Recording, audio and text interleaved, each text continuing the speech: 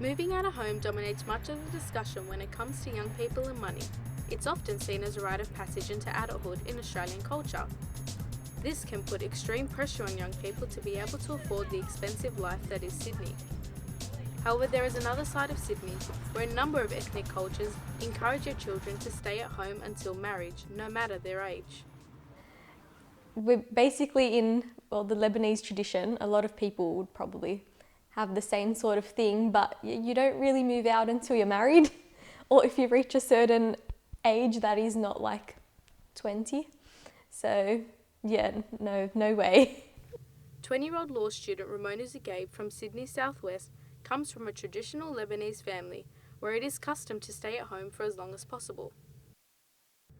The latest numbers show that 30% of young people aged between 18 and 34 continue to live at home, and if they do move out, almost half move back in within the first 2 years.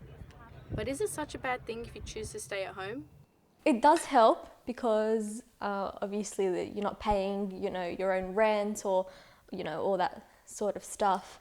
You're not paying your own bills. But at the same time, you do help out. It's not like it's a free sort of ride or whatever. Across the other side of Sydney in the northern suburbs of Collaroy, there's 25-year-old Katie Harris, whose view of moving out reflects how a lot of young Sydney-siders feel. Definitely gives you independence. It's interesting to me that people even wait until they're married and then move out of home. That blows my mind. Although Katie's at-home life did prepare her for a world of responsibility, so when she felt it was time to leave, she knew exactly what was expected.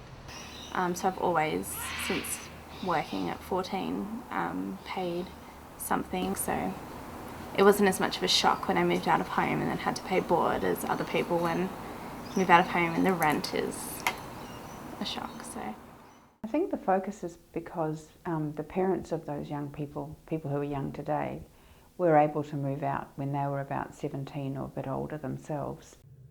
According to Professor Lynn Craig of the Social Policy Research Centre at the University of New South Wales, the staying at uni for longer and the instability of the job market is keeping people at home. It's a pity that there's been enough social change in other areas that has meant that this has become a trend, because moving out when you're in your early 20s, late teens even, used to be quite an important rite of passage that I don't think young people are able to access these days.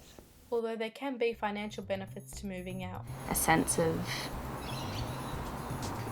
just managing, budgeting, things like that you can't get when you live at home because you don't think about bills. I don't think living at home means you're any less independent. Basically still do your own sort of thing, you're just living with your family. Sometimes it might just be best to wait until the time is right for you and your family, or until someone puts a ring on it.